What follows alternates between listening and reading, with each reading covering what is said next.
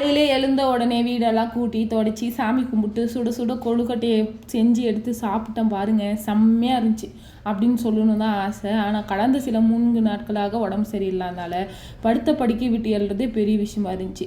சாப்பிடணும்னு ஆசையாக இருக்குது, ஆனால் வாயெல்லாம் ஒரே கசப்புன்ற மாதிரி தான். வாய் எடுத்த உடனே அப்படியே ஒரு மாதிரி ஆகிட்டு பட்னியும் பசி பட்னியுமாக தான் சுற்றிட்டு இருந்தேன். இதெல்லாம் பார்த்திங்கன்னா ஒரு நாளாக ஒரு நாள் முடியாமல் செஞ்ச சாப்பாடுங்க. வீடியோ எடுக்கிறதுக்கு கூட முடியல. அப்பா சாமி கிச்சனை விட்டு வெளியே போனால் போதுன்ற மாதிரி இருந்துச்சு.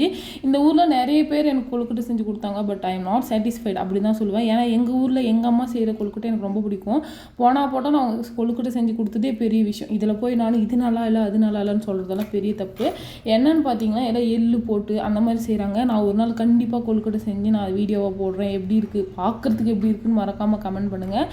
அப்புறம் காலையில் தான் எழுந்து குழந்தைக்கு உப்புமா செய்யலாம் அப்படின்னு சொல்லிட்டு செஞ்சுட்டு இருந்தேன். காலையில் இது மத்தியானம். காலையிலேருந்து என்னமோ சொடங்கி படுத்துகிட்டே இருந்தால் ரொம்ப ஆக்டிவே இல்லாமல் இருந்தேன். என்னன்னு பார்த்தா கொலாத்து விழுந்துட்டு இருக்குதான்.